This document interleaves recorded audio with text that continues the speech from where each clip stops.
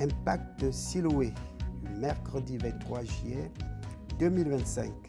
Le sujet du jour, établir un budget et éviter les dettes. Nous vous proposons pour la lecture biblique le texte clé de Proverbes 21, le verset 5. Les projets de l'homme diligent ne mènent qu'à l'abondance. Bonjour et bienvenue, chers frères et sœurs dans le Seigneur, dans ce deuxième épisode de notre série « Gérer ses revenus avec sagesse ». Aujourd'hui, nous allons parler d'un outil indispensable pour une vie financière équilibrée, le budget. Étant de tradition orale pour la plupart d'entre nous, s'asseoir pour réfléchir, planifier, écrire ne fait pas partie de nos habitudes de vie.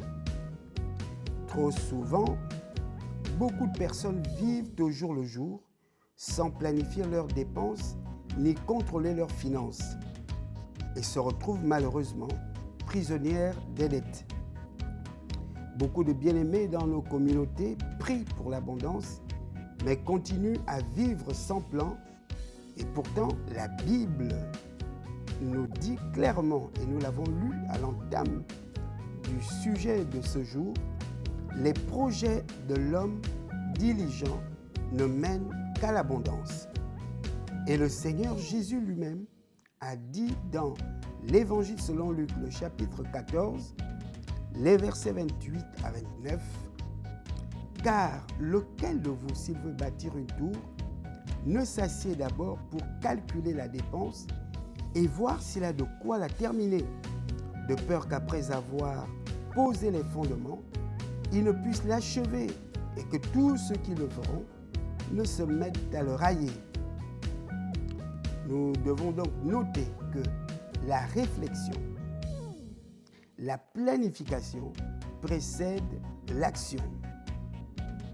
Souvent, nous avons envie d'avoir beaucoup plus avant de réfléchir à comment gérer.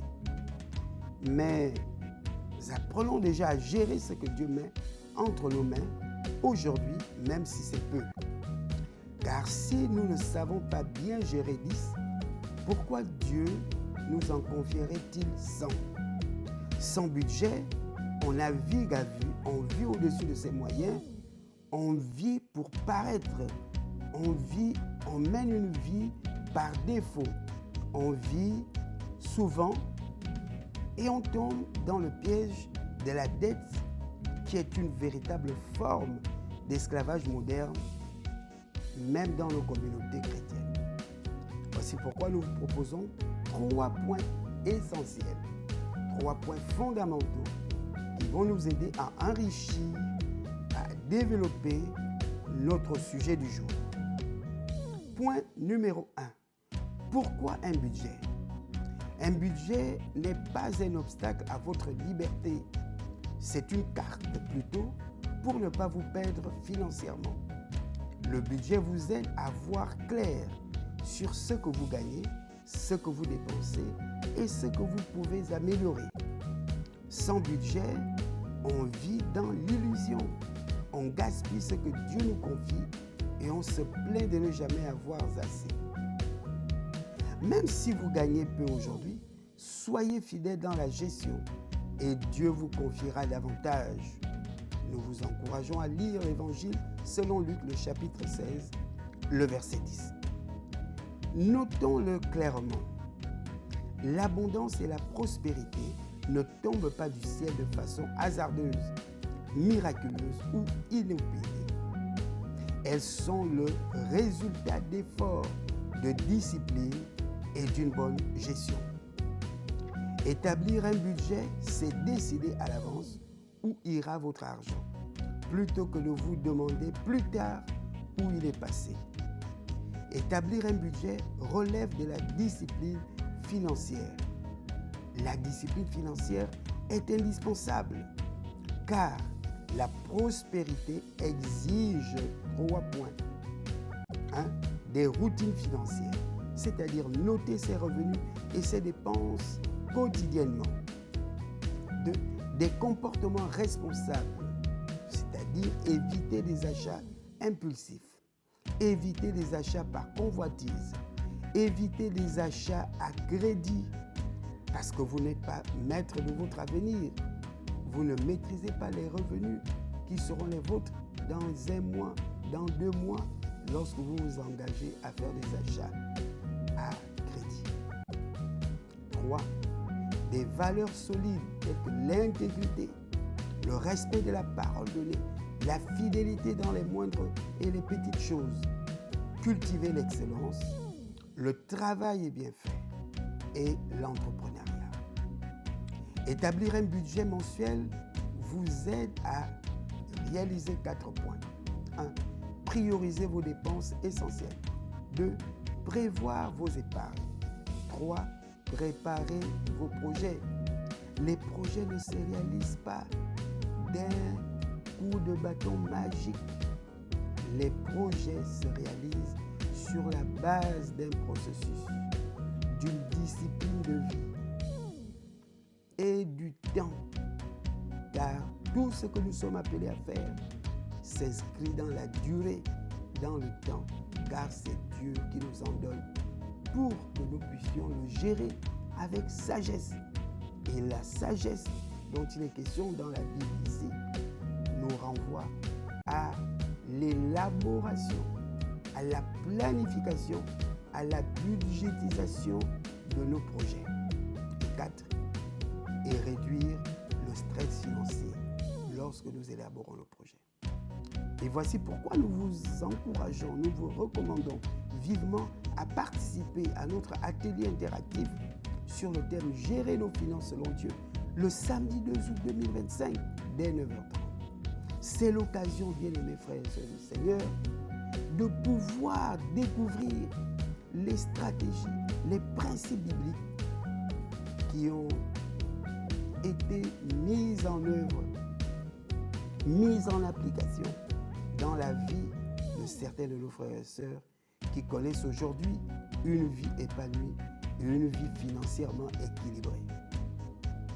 Alors, organisez-vous d'ores et déjà pour ne pas rater cet événement. Nous vous rappelons que là, nous sommes au mois de juillet, qui est sur le point de finir le premier mois de cette deuxième phase de l'année 2025. Et nous vous encourageons à tenir compte de cela. Point numéro 2. Comment établir un budget simple? Notez tout d'abord tous vos revenus, ce que vous avez entre vos mains, votre salaire. Si ce salaire connaît une certaine évolution avec des primes, avec des indemnités, avec des sursalaires, des heures supplémentaires ou toute autre bénédiction que Dieu peut vous accorder durant le mois. Prélevez d'abord votre dîme et vos offrandes pour honorer Dieu. Ensuite, listez vos charges fixes, vos charges invariables, imprescriptibles, telles que le loyer, la nourriture, l'électricité et la scolarité. Prévoyez ensuite une épargne, même modeste soit-elle, pour les imprévus. Enfin, gardez une bonne marge pour vos loisirs, mais sans excès. Un budget, en définitive, bien-aimés frères et sœurs dans le Seigneur, notons-le, est un acte spirituel. Il manifeste votre reconnaissance envers Dieu et votre fidélité à bien gérer ce qu'il vous confie, même si c'est encore peu. Point numéro 3. Pourquoi éviter la dette? Le livre de Proverbes, le chapitre 22, le verset 7, nous enseigne: l'emprunteur est l'esclave du prêteur. Les dettes non maîtrisées volent votre paix et brisent vos projets. Souvent, on s'endette pour impressionner, pour donner l'impression et non pas être ce qui nous sommes en réalité. Et même dans nos communautés, plusieurs mènent une vie d'emprunt, une vie du mimétisme, une vie du copier-coller, une vie qui ne reflète pas nos véritables moyens de subsistance. Nous faisons tout pour donner l'image de quelqu'un que nous ne sommes pas en réalité, car nos moyens, nos salaires ne nous permettent pas de mener un tel train de vie. Mais puisque nous sommes en communauté, nous ne voulons pas paraître pour le plus pauvre de la communauté. Alors, cela nous pousse à satisfaire des envies immédiates. Mais malheureusement, cela finit par devenir un fardeau.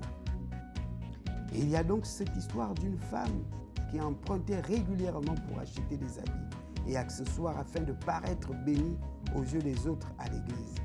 Quand les créanciers ont fini par venir chez elle, sa réputation fut détruite. Elle a avoué en larmes: si j'avais pris le temps de faire un budget et appris à gérer le peu, j'aurais évité cette honte. Alors, bien-aimés dans le Seigneur, apprenons d'abord à gérer ce que Dieu met entre nos mains. Ne comptons pas sur ce que nous n'avons pas. D'ailleurs, nos sagesses traditionnelles nous enseignent que ce qui doit être pris en compte est ce qui rentre dans nos greniers et non pas ce que nous n'avons pas encore pris dans nos mains. Ne méprisons pas les petits commencements. Dieu veut que nous soyons libres et diligents, pas esclaves des dettes. Faisons tout, mettons tout en œuvre pour sortir de l'endettement. Tout commence par réaliser que le plan de Dieu n'est pas que vous soyez endettés. Jésus-Christ est venu pour nous accorder la liberté de vie. Et cette liberté touche à tous les aspects, y compris la gestion financière. Voici pourquoi nous vous encourageons à faire un budget, à le respecter et à construire pas à pas votre abondance.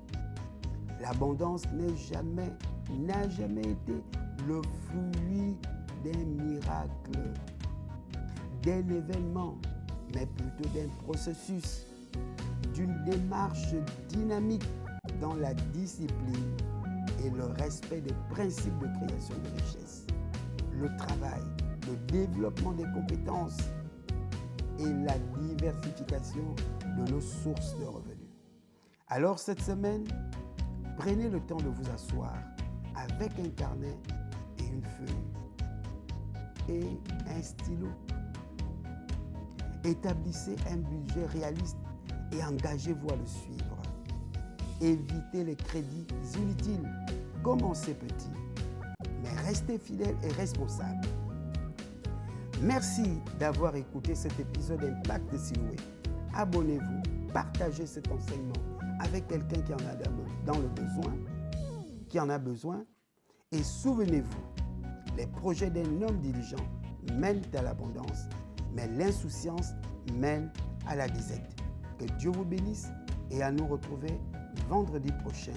Amen.